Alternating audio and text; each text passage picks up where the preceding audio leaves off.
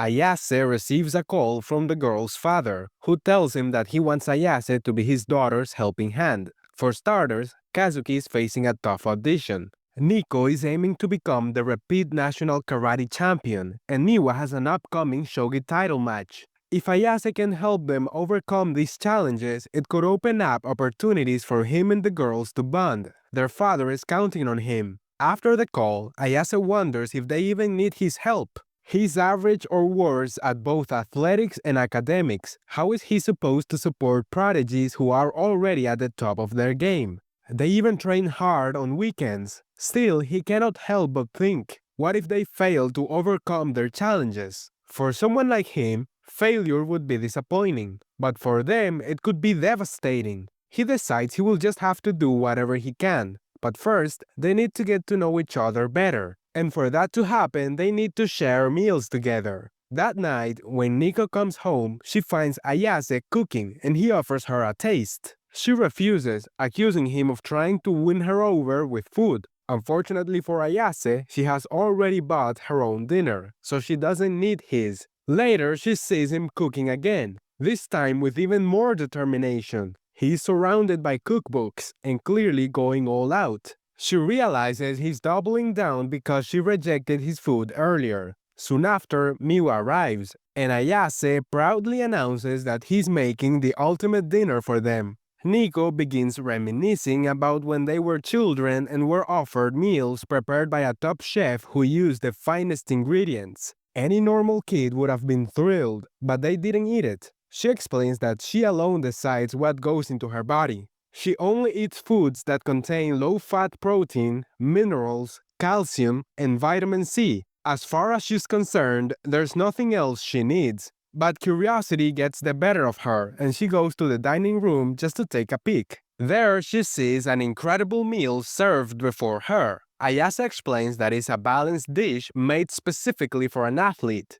Taking her physical activity into account, he points out that she's missing certain nutrients in her normal diet. He has taken dietitian-recommended recipes and customized them just for her. The nutritional balance, he says, should satisfy even her strict standards. Nico is surprised that he put in so much effort for her. Ayase tells her to at least try it, and she finally agrees. Still, she refuses to fully praise him, telling him it's not half bad, and that he should pass her compliments on to the recipe's creator. Then Miwa also comes downstairs to see what's going on, but Ayase catches her and tells her he has made some food for her as well. He tried his hardest to prepare it. Miwa concedes and tells him that he has won, agreeing to sit down and eat. The two sisters share a moment, noting that it's been a while since they have seen each other like this. Miwa even teases that Nico looks a bit chubby, to which Nico fires back that the same goes for her.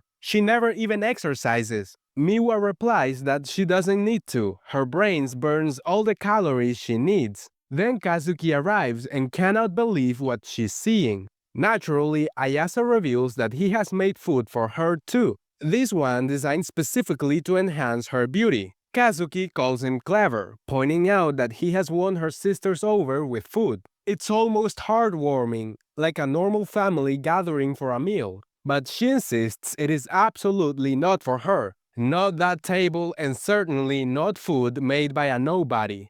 Nico, irritated, tries to eat Kazuki's portion, saying that the egotistical princess doesn't deserve it anyway. But Ayase stops her, warning that if she eats it, she will go over her carb limit. If she gives in to her emotions and rage eats, she will end up chubby. He tells her not to worry though. He will make sure to track every last thing that goes into her body. Nico complains that the way he put it makes it sound creepy. The next day, Ayase prepares breakfast for everyone, but once again, Kazuki refuses to eat. Feeling desperate, he decides to take the initiative. He spots her in class surrounded by her fans and without hesitation approaches her. As expected, she treats him coldly, but he complains that she's being mean. He stayed up all night hoping she would finally give in to his advances. He insists there is something only he can give her, and he's sure she will love it. Embarrassed, Kazuki warns him not to say things that might give people the wrong idea, promising that he will pay for it once they are home.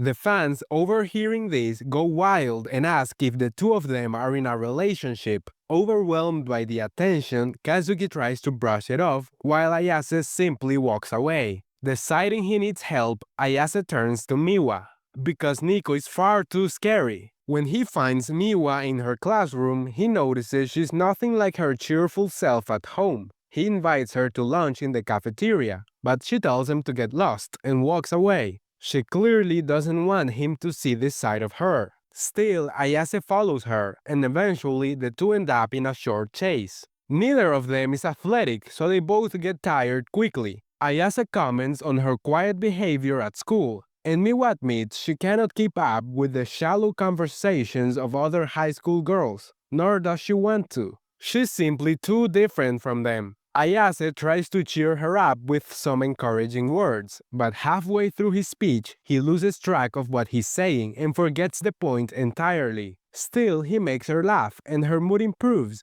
They end up eating together, and Miwa even gives him some tips for winning Kazuki over. Before he can put those tips into action, however, Kazuki collapses the moment she walks into the house. She insists it is nothing serious, just a bit of fatigue. During her illness, Ayase keeps making her food, but she refuses to touch even a single dish. Fed up, he finally storms into her room to confront her. She claims her supplements give her all the vitamins she needs, but then she suddenly loses her balance, falling toward him, and they both crash to the floor. She says that if he isn't even strong enough to catch her, he should just leave her alone. But he points out that at this rate, she will end up missing too many rehearsals. Then an idea strikes him. He can be her acting partner until she gets better. After all, he's the son of a star actress. Surely he's good enough. But the moment they start, it's clear he's terrible and she kicks him out of the room. Even so, he keeps coming back, insisting that this time he's got it. But each attempt is just as bad as the last. One night, she catches him watching recordings of her plays, studying them in an effort to learn his part.